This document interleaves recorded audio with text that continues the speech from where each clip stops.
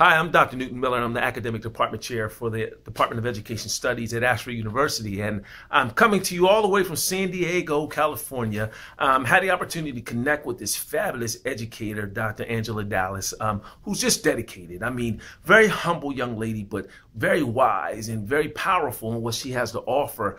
So when she speaks, I tend to listen. She gave me the opportunity to come and to drop in a short lesson of leadership to you all in this conference, and it's a privilege of mine. Definitely don't want to miss that. Wish I was there to hear what she said, but just want to talk to you a little bit about leadership today. Now, when we think of the word leadership and the definition of leadership, we can condense that down to a one-word definition, which is influence, according to John Maxwell. Now, influence is something that can only occur if we have positive communication and support of that communication taking place. So in essence, leadership is influence that's supported by positive communication and a support system that makes that positive communication a real thing.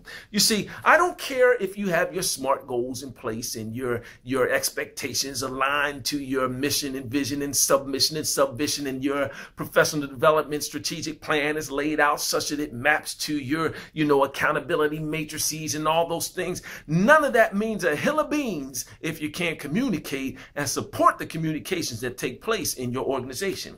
You see, another thing that I think we need to talk about before we talk about the 8 things that I really want to share with you is the difference between leaders and managers. You see, leaders and managers are 2 different things. A leader can be a manager, but a manager can't be a leader. You see, a manager is someone who simply makes sure that a system or something that they did not create runs smoothly. They put schedules in place or make sure that the supplies are there or hire the people, whatever the case may be. But they're inside that confines of a system that they didn't create, and they just want to make sure it runs smoothly.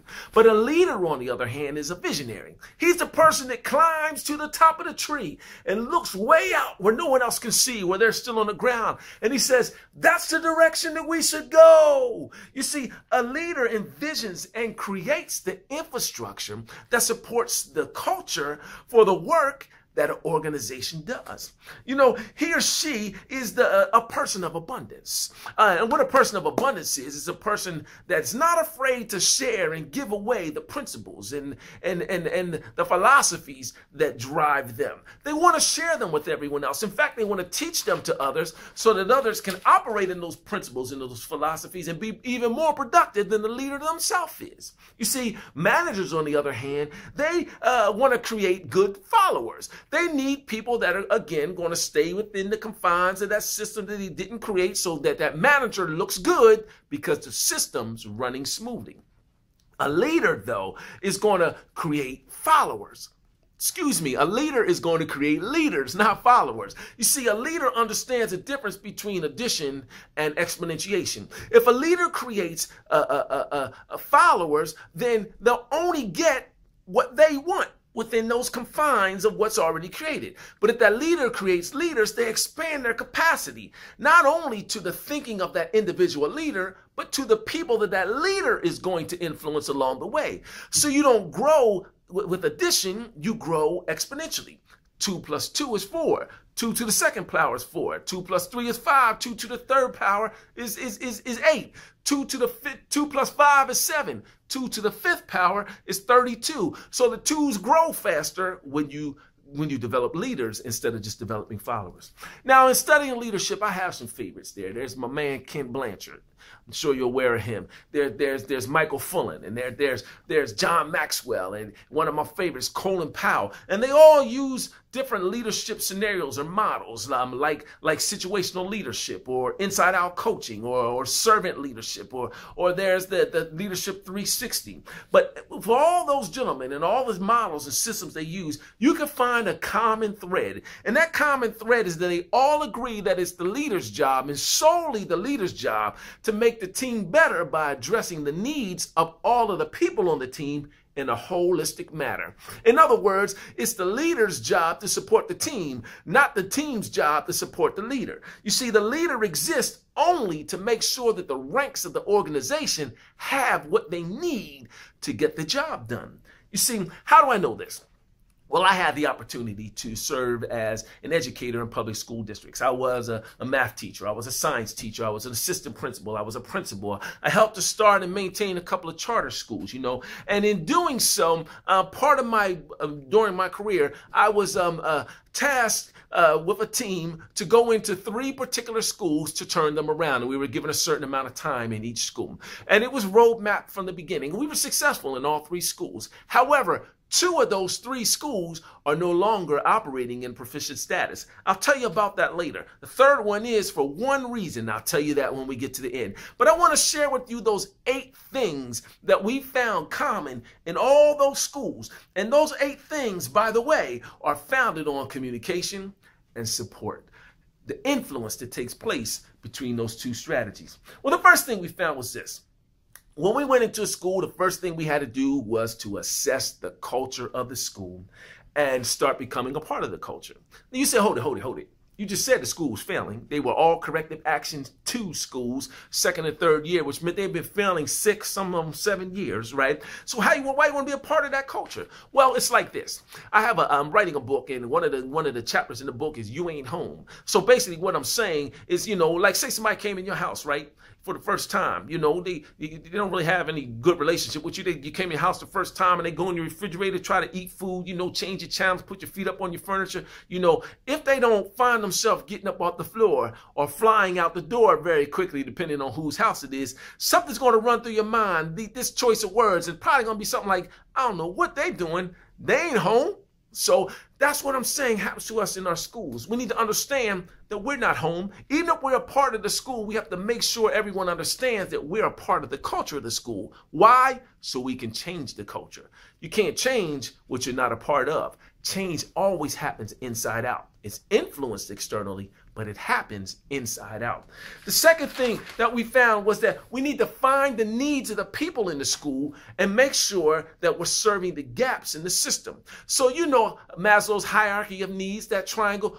As a leader, you live in that thing. You're always looking for the needs of the people in your school and serving them first. It's a part of servant leadership. You see, you're being an example to them that you're providing them their needs at all times, and they're most important to you, so that they can then model to the students they serve that, the students' needs are most important to them, and so on and so forth. So what you create is a cycle of servant leadership within your school while you're finding the gaps in that system. The third thing that we found was this.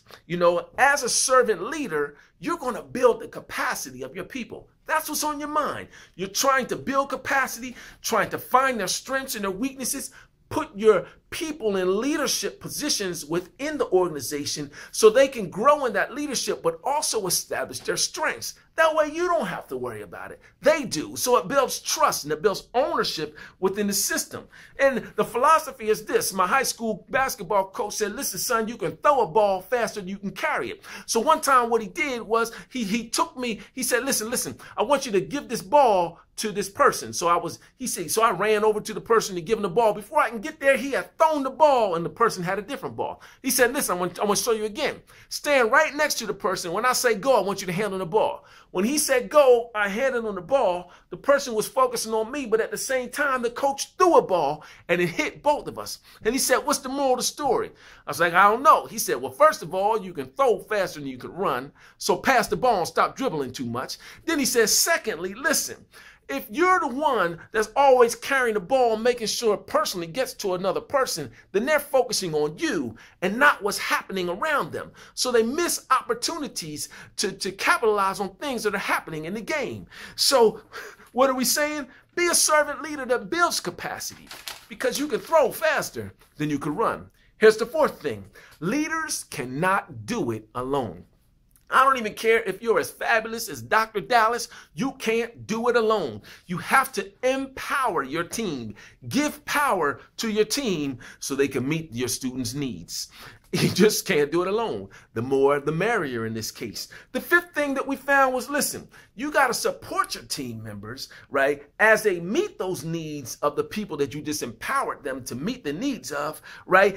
And as you're doing that, what happens is you keep the lines of communication open as you're supporting them. And that communication is bi-directional. It goes back and forth. Not only are you supporting them and encouraging them and helping them to do what they need to do, but they're letting you know what's going on. So you as the leader can climb back to the top of that tree and look out according to what you know is happening because of the communication that's taking place and say, okay, we need to go this direction now.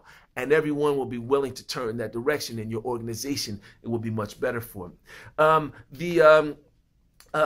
Sixth thing, I think we're number 6. The sixth thing that we have is we have to focus on building the home, school, community triad. Very important thing. Traditionally in schools, especially urban school districts, there's home, there's community, and then there's school, and they're all separate things. What happens at home, you don't know what's happening in the community. What's happening in the community, you don't know what's happening at home or in school. And we keep those 3 things separately. None of those 3 things can thrive in our urban communities unless we create a triangle where they all meet together and operate together. So as a school, for instance, in the Black community, there's an unspoken or hidden rule that says, my mama said. So for instance, you know, a child comes to school, he said, well, why'd you do such and such? You know the rule. They said, well, my mom said if somebody does this, then I need to do that. You know, well, you can't go to that house and fight with that mom to say he can't do, you got to change what your culture has taught you. You'll have, you know, that's a bomb going off. So what you do instead is you go to that house and you talk with that mom. You say, I understand this is what you're saying. You know what? And I understand why. That makes perfect sense. But when we're in school, we have 1,000 students and we have this going on and that going on. We're trying to teach them a better way. So we don't want them to do that. Instead, maybe we can do this. How does this sound to you? And you create a conversation back and forth so you're not talking at a person. And you're respecting their culture and their decisions and their knowledge, you know, and their ownership over their children. And that way, everyone knows that the adults are not focusing on themselves because the adults aren't the issue. It's the child. At that point, everyone knows that the child is most important and everything that the home and the school is doing is based on making the child better in the community and in their world afterwards. So the 7th thing that we want to talk about with you is something that my dad used to say to me. He says, if not I, then who? So a lot of times in our urban district, especially, you know, because they're large, a lot of politics and a lot of things going on that people say, well, that's not my class. That's not them. That's not. Well, that's the one thing we had to attack within the culture of the school is to say that everything is everybody's job. There's not anything that happens in this school that's not my job or your job or anyone else's job. If we see something taking place, we all have the responsibility to address that thing because this is our school. We create the culture within these 4 walls. This is something we can build. We're in this together all the way. And that goes all the way back to the beginning when we talked about influence, being able to have positive communications and support of those communications, because then everyone feels like it's their environment. We own this together. Now, the 8th thing that I want to talk about, this is the one reason why I believe the 3rd school that we turned around is still performing at a very high rate. See, I learned that I wasn't as much of a leader as I thought I was until I got to this 3rd school. I was more of a manager than a leader. I was transitioning. This 8th principle that we learned is that we have to create and magnify success experiences so we can change the conversations that happen in the school. See, basically it's capacity building within the system of the school. So instead of, and here's how we did it, just to let you know, it's kind of funny. We created a little slogan in the school that says, bring a bone, carry a bone, what kind of bone you bringing?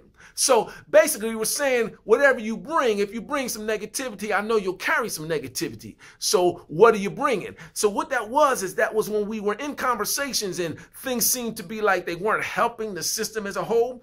Everyone was empowered to say that to one of their colleagues, which was a message, you know, freeze, think about what you're saying because this has a negative connotation to it. And we don't want negative connotations. So we had to teach the school to find and create success experiences in themselves, in their students, in the community, in the parents, whatever it was. And we magnified those things. We pushed them up high. We put those things in front of us. So that's what we saw. That's what we talked about, the good things we did. And what it did was it changed the conversations where everyone liked that conversation of focusing on the great things we were doing. So what they did, instead of just talking about the great things we were doing, they supported those great things so that they could create a cycle people so that those great things could reproduce themselves, and success experiences not only became what we talked about, it became the mindset of the school. They learned to perpetuate success and creativity in their own building. So those were the 8 things that we talked about, and the 8 principles that we utilize and we found consistent with all those schools. I am way over the time that Dr. Dallas allowed me to have. Thank you for listening. Hopefully there was some morsel, something you grabbed out of this to spark your curiosity or your research ability or something, so that you can help grow what you have going in your place. So I'm gonna leave you with this thought. In order for, first of all, we're all educators, and it's a privilege to be so. We get to influence people's lives and change their thinking and curve the direction of their life so that tragedies that might have happened won't happen in their lives. So in order to do that, in order to teach them well, in order to lead them well, you have to stay anxious to matter. This is Dr. Miller with a lesson in leadership.